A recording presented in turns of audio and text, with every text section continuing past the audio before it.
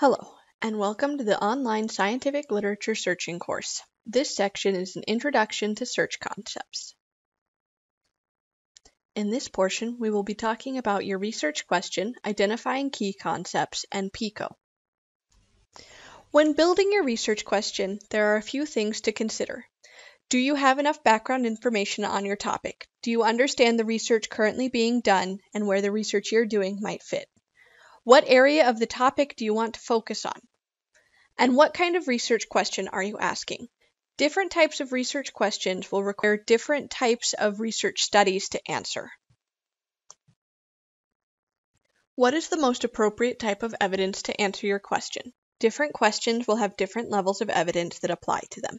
Consult with your advisors, subject experts, information specialists, and professors. These people can let you know the current state of research in your area and direct you towards relevant research subjects.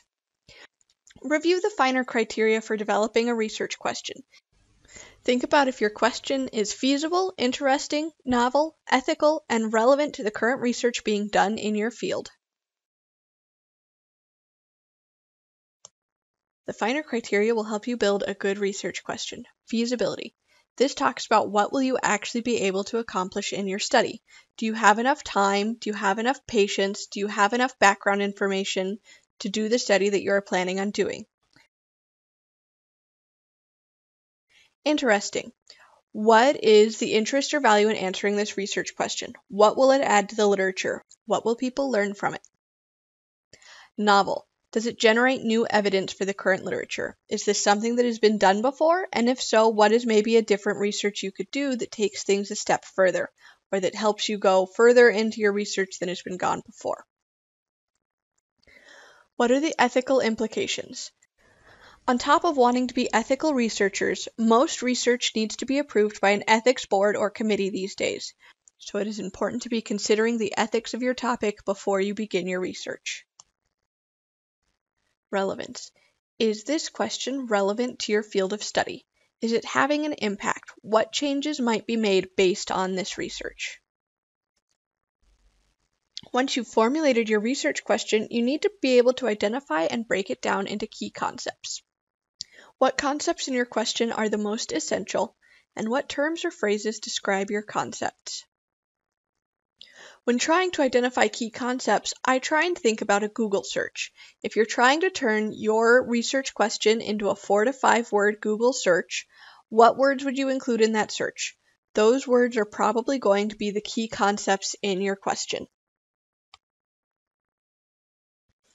For example, if your research question is bariatric surgery or referral to a nutritionist more effective at helping a diabetic patient lose weight? Our key concepts are bariatric surgery, nutritionist, and diabetic patient. Here we can see we broke it out into 3 concepts.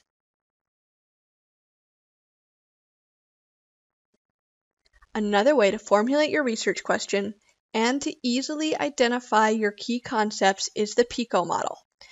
PICO helps frame research questions arising from clinical settings, and it has been adapted as a search concept tool. It stands for Patient Population Problem, Intervention, Comparator or Comparison, and Outcome. You can use the PICO model in 2 ways. The first way is to help you in developing your research question. Make sure that all 4 concepts are present, and you should have a pretty good research question ready to go. The second way to use the PICO model is if you've already developed a research question, you can use it to more easily identify the key concepts. PICO does not fit all types of research questions, but many extensions of PICO have been created. PICO with a small o can be used for qualitative. PEO can be used for qualitative or quantitative studies. Many formats exist to help structure and clarify research questions. These are generally referred to as frameworks.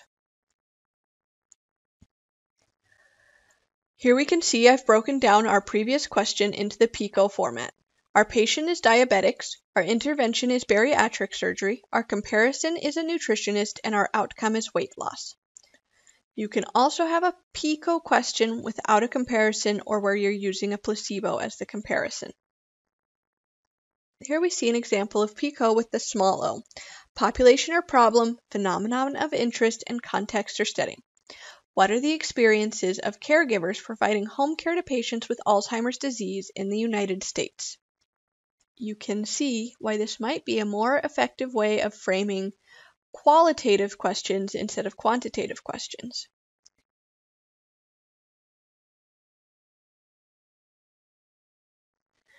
We also have PEO, which is much simpler and can cover a broad range of research questions. PEO stands for Population or Problem, Exposure, and Outcomes. Our female auto workers working with metal fluid at risk in developing breast cancer. Here, our exposure is something that somebody might come into contact with at work. But exposure could also talk about diseases.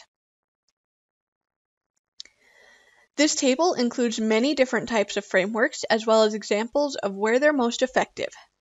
At any time, you can come back and review this table to see if any of them fit the research you are doing better than the 3 that we covered more in depth during this video. Thank you for your attention, and please feel free to visit our online guide to see more about future classes we're offering, as well as to schedule a one-on-one consultation. Or you can email us at support_med@ub.unib.ch.